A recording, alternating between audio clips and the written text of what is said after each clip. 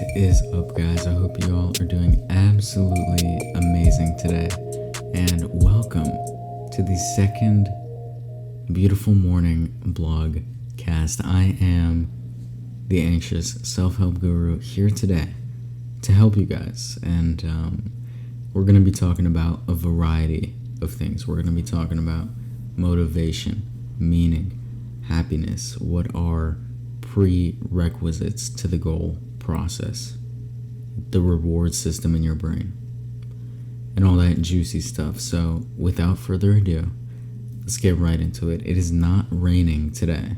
In the last episode it was, but so much for consistency throughout this. But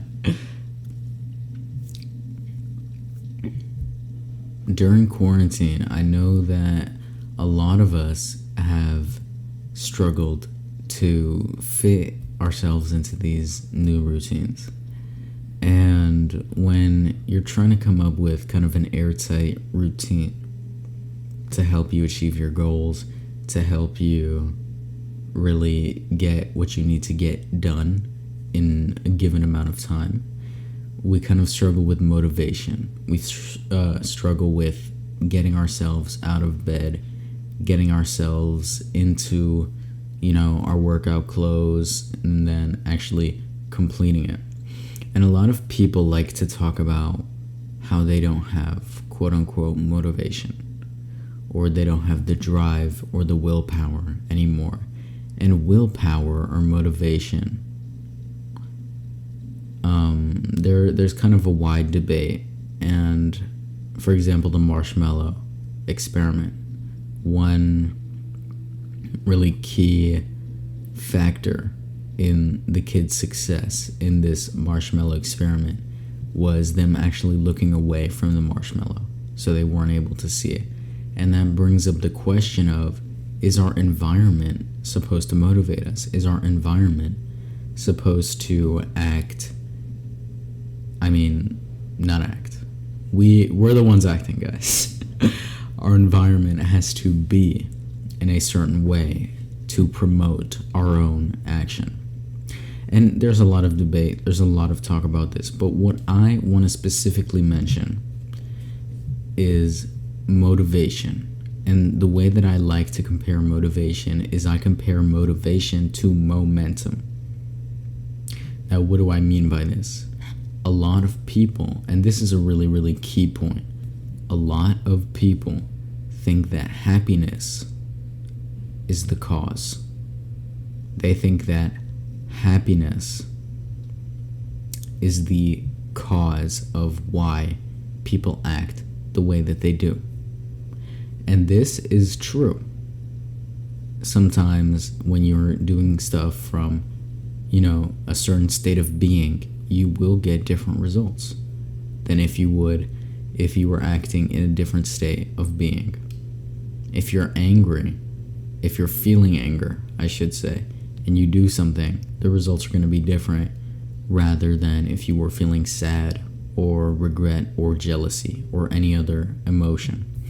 But beyond that, Viktor Frankl has a very, very interesting take on this. And if you don't know who Viktor Frankl is, he was trapped in the Nazi concentration camps. And what kept him alive throughout the entire process was counseling the people in the concentration camp, finding a purpose greater than himself. And that's what gave him the motivation to continue going. And eventually he actually made it out and wrote his book, Man's Search for Meaning. It's a fantastic book. And in that book he has a quote, and the quote goes like this: "Happiness is the result of finding a cause greater than oneself." I would say that we could compare this to motivation. And I'm not talking about motivation being the same thing as happiness. I'm talking about motivation being a result of the intention to have. This is why when people don't have a purpose, they turn to things like alcohol, drugs, pornography, any vice, even food. Food is a vice. Anything can be a vice if you're using it because of a lack of a greater purpose.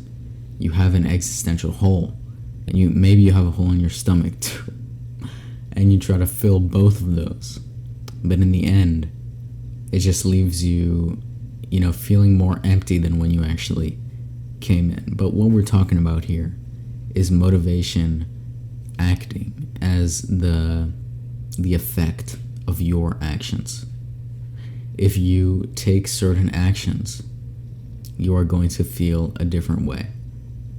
If you engage in behaviors that you know are bad for you, they are going to make you feel emotions that are going to be a little bit farther down on this scale of how emotions can give you life and take away life. Joy, for example, that's a very life-giving emotion. It gives you life. It gives you energy. And if you keep engaging in something that's going to bring you joy over the long term, like reading a book, writing your own stories, making a podcast, anything like this, and that's going to bring you joy over the long term. This is life-sustaining. But a lot of people think that the feeling has to be the prerequisite to the goal. They think that you have to feel a certain way before you go ahead and start whatever it is you need to start. And this is where the saying comes in, you're never going to feel ready. You will never feel ready because the brain is designed for survival. The brain is not designed for you to try new things. In fact, it wants the opposite. The brain is designed towards familiarity. But the beautiful thing about you and me is that we can change. You can change your brain. Neuroplasticity. And that's why when starting a new goal, when starting on a new path, discard this idea that you need to feel a certain way. The feeling is the result. You feel happy because you do volunteer work. You feel fulfilled because you write posts on a blog, or you hang out with your family, or you do something that's going to benefit your community. You feel happy because of that. And then that gets you on a forward momentum. You get into the habit of feeling happy. And that's when the feeling becomes the cause, when you get into this momentum. If you're feeling joyful all the time, it's because you've gotten into the habit of feeling joyful. Joyful people will block out anything that doesn't really support the joy and just search for what does.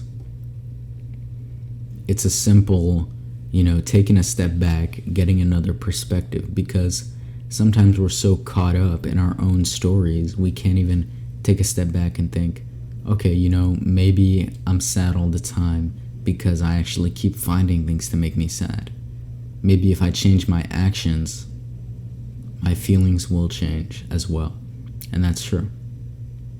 That's absolutely true, because the most harmful thing to us is the story. Because I'll give you an example. So when people are going to the military, and this is from a Yo Elliott video, when people are going to the military, their body is no longer theirs, really. Their body belongs to the US or whatever country armed forces. And they go out and they battle, but before that they have to train. And the drill sergeant is the one who's forcing them to train, who is making them do, however many push-ups, however many crunches, whatever they need to do. But an obstacle that these people may face is the fact that when most of us get put in that situation, our mind is going to be going, oh, I can't do this. Oh man, why did I sign up for this? Oh man, this guy doesn't have the right to tell me what to do with my body. I could just walk out and go to a Dunkin' Donuts if I wanted to. Like, I don't need this. But that's just a story. Again, that's just a narrative. And there's tremendous power. This is what Eliot says. He says there's tremendous power in letting go. Tremendous power in letting go of the narrative and just letting whatever happens happen. Because in the end, we're going to have some situations that we're not going to have control over. I guarantee you that. And there's no way that you can control everything and everyone. Sometimes you can't control the way that you feel. Maybe something, startles you and you just react like that. Or maybe your anger is through the roof and sometimes you just explode. It's important that most of the time we maintain our intention to keep our feelings in check without suppressing. And this is where we get into letting your feelings be the way that they are without feeling the need to change them, without feeling like they should not be there or judging them. I'm going to tell you, I have experienced this myself. People meditate and then they just start crying out of nowhere. Just start bawling their eyes out. And that's because when you stuff an emotion down for so long and so intensely, it's going to come up in other areas. It's going to appear in ways that you're going to be like, that can't be possible because, that's just fate or whatever. That's just destiny. No, it's these patterns that you've been suppressing for so long. They come back up in other areas and it's quote unquote magic. It's quote unquote fate. When it's really actually pretty logical. And this is why feelings can be both a cause and a result. It's about momentum. It's about figuring out why things are the way that they are, why you are the way that you are. Because if you can figure that out, no one can have any control over you. No one is going to make you feel any type of way. Because once you get that awareness, it's over. It's over. It truly is over. And this is not something that you can intellectually ponder over. It's not something that your mind is going to figure out. It's something that your heart has to figure out. And oh my God, my voice is cracking. That's something that I need to figure out why my voice is cracking so much. It's something that is a realization.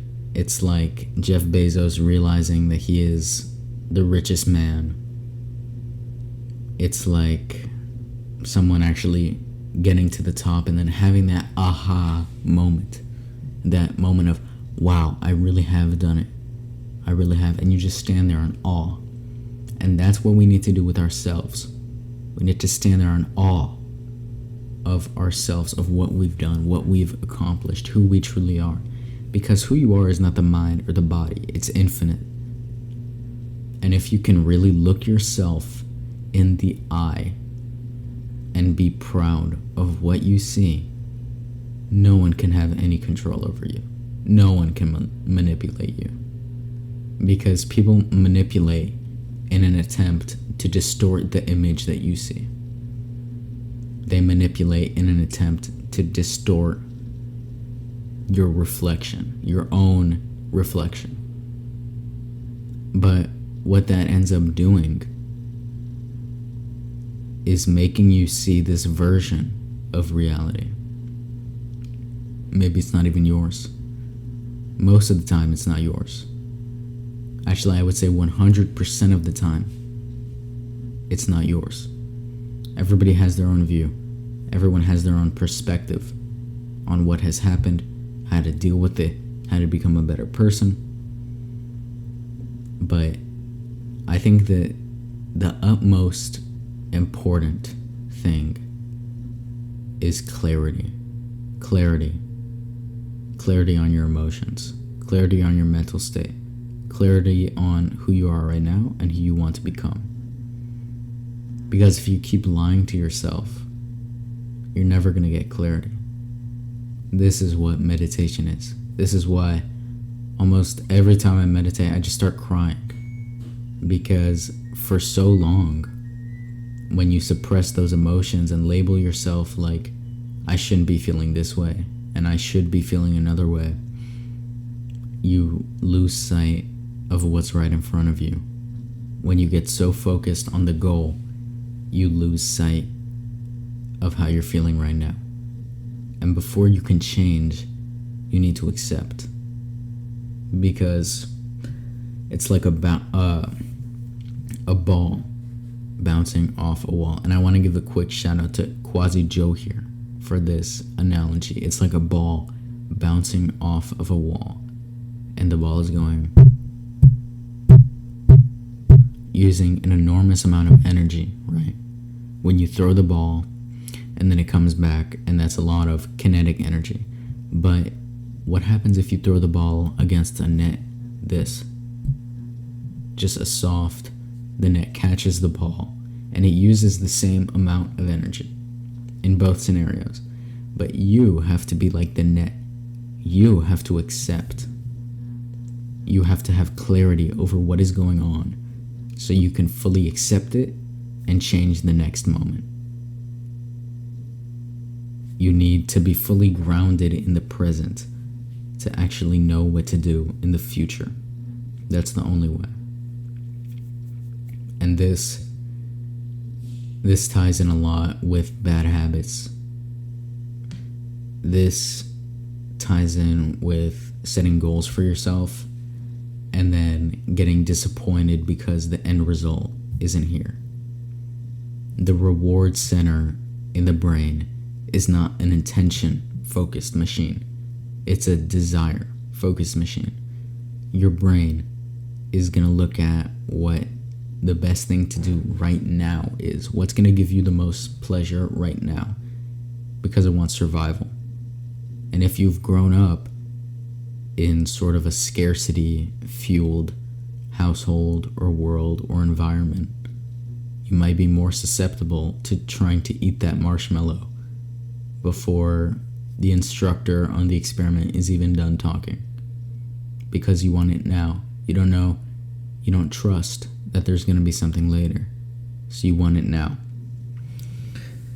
But the thing with the reward system in the brain and things like binge eating is that I think that it directly ties into your tolerance, your resilience. How long can you go without getting a reward? How long can you go in your business without ever making a sale? Just keep doing calls and calls and calls and never getting a sale, but you keep going anyway. How long can you go on without seeing any results? Because results are just an indicator that you're doing something right and that the process is in the right place. But when you forget about the process and you just focus on the results, you're never going to move forward. The process, taking one foot in front of the other, is the only thing that's going to help you finish that marathon. A marathon is just a series of steps. It's just a series of individual steps. And you might take those steps in a fast way or in a slow way, but it's the process of running that actually gets you to the finish line. Not daydreaming about what you're going to do or what you're going to eat after the marathon. It's actually going there and just acting. And this is where we really get into awareness of the process. So enchantment with the process and disenchantment with our bad habits. And this is something that they talk about in a mindfulness TED Talk on YouTube by a speaker of the talk. He talks about how he developed an app. There was an app developed to help smokers quit. And what they had the smokers do was they had the smokers participate in smoking.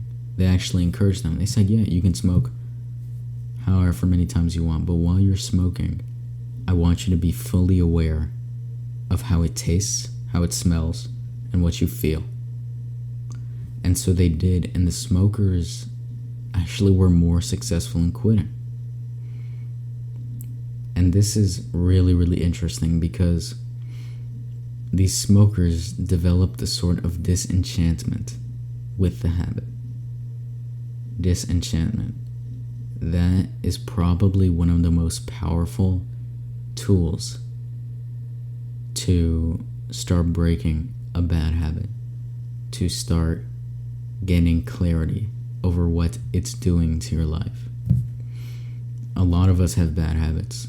A lot of us watch too much TV, engage in too much eating, whatever it is. But when we do those habits, we're not aware. The habits are a symptom of the internal problem. I'm not safe, I'm not comfortable, I'm anxious, and rather than go and feel those, people turn to alcohol, people turn to things like that. But I think it's one of the most beautiful things when you suddenly realize, I don't want to do this anymore. I don't want to smoke anymore. And it's that quiet realization of, I don't have to do this. I don't need to do this. It doesn't serve me. That quiet knowing that you can stop. That it's honestly not benefiting you, and your heart is really leading the way on that one.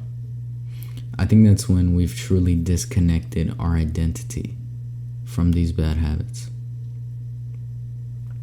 When people try to change their habits, they try to change who they are. They think of themselves as someone who does this, this, and this, and then they want to become someone who does that, that, and that. But they're still somebody who does this, this, and this. And Mark Manson has an article where he talks about this. And he talks about how smokers have developed relationships, emotions, and thought patterns about smoking. And when they try to change, they think to themselves, I must become the type of person that does not smoke.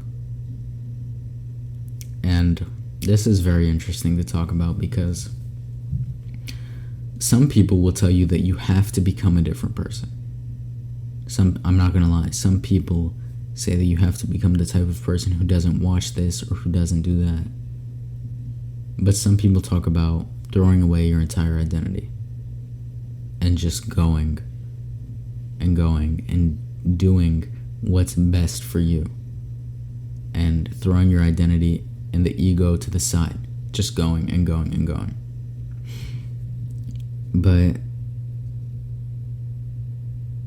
I think this is where disenchantment comes into play. I think disenchantment holds a space like beyond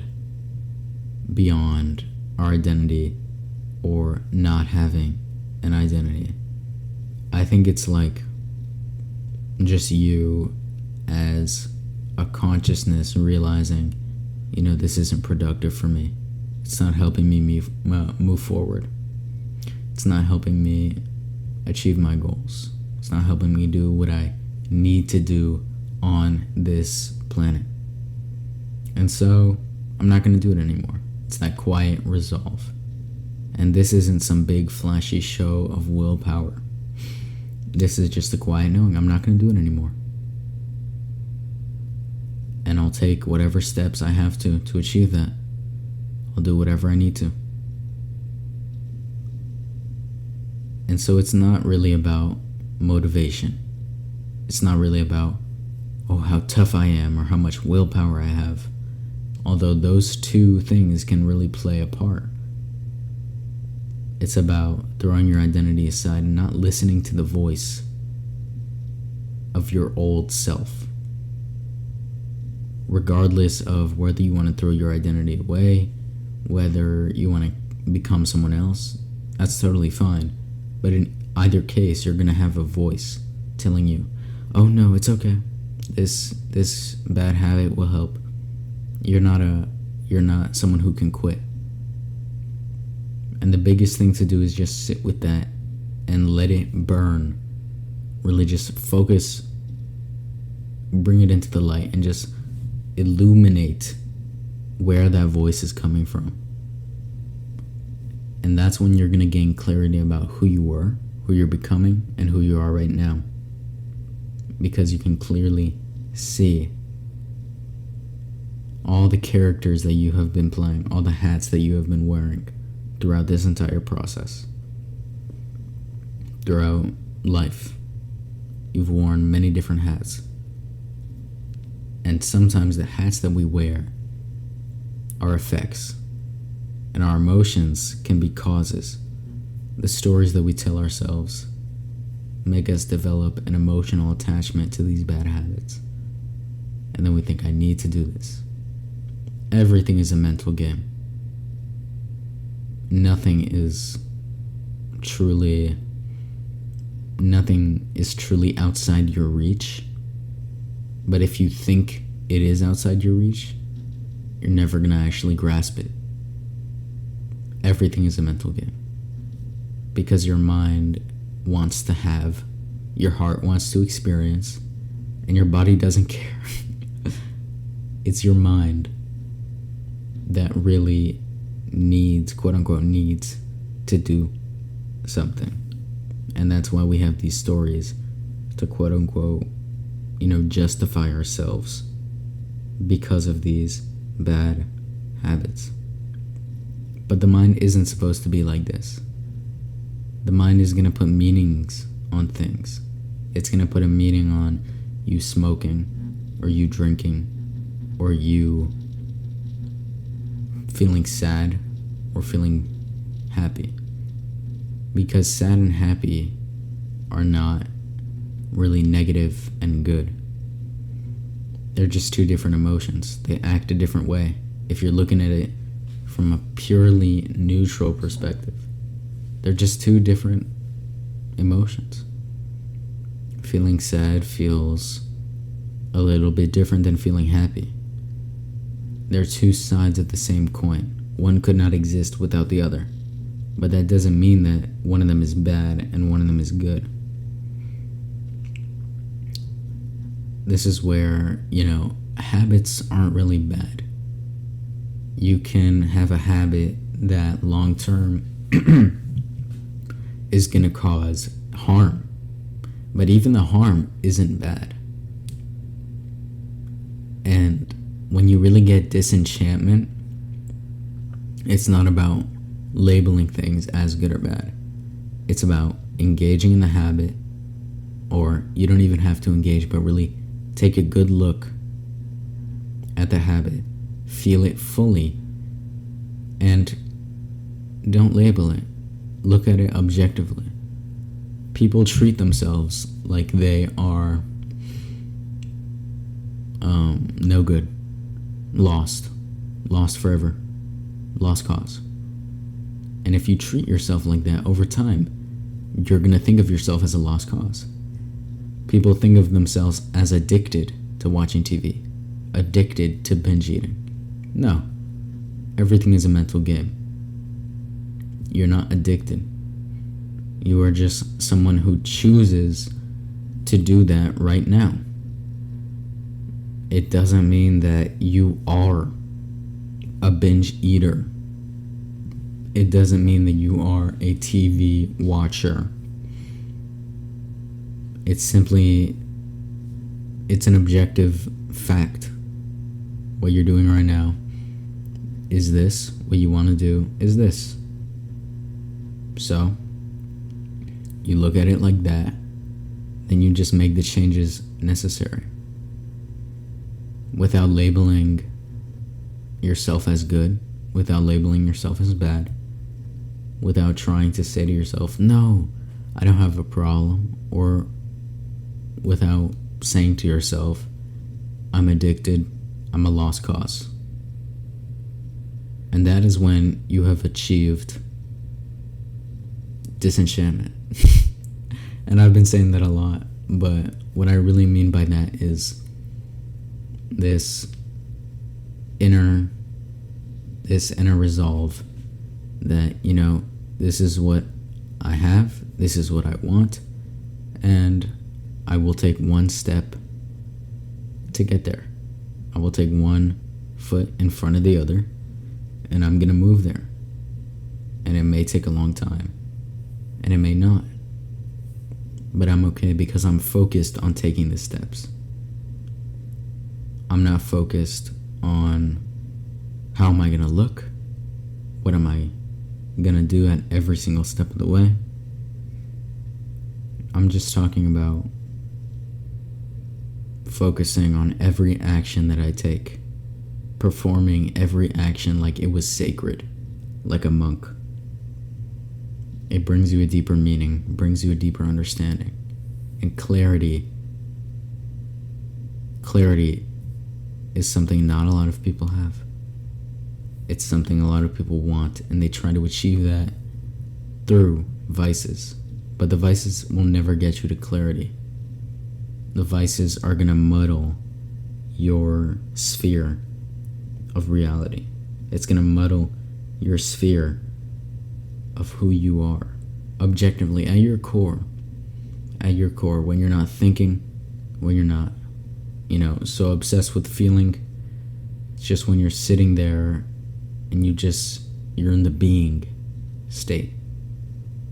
You don't need to be doing something. You don't have to be reaching out all the time.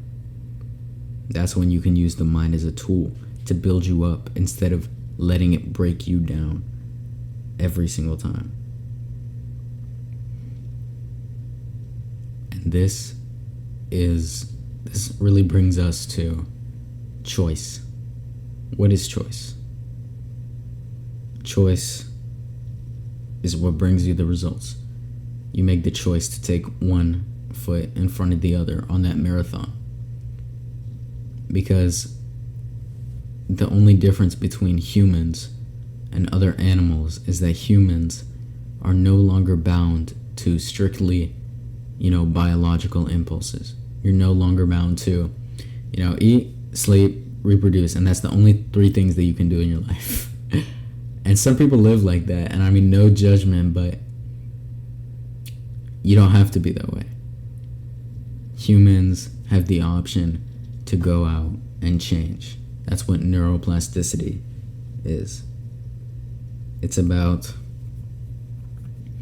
you choosing something better. It's like dropping a package off or receiving something in the mail. You just choose to have something. You just choose to get up and just walk, and it's easy. And for a long time, I used to think that this was not true.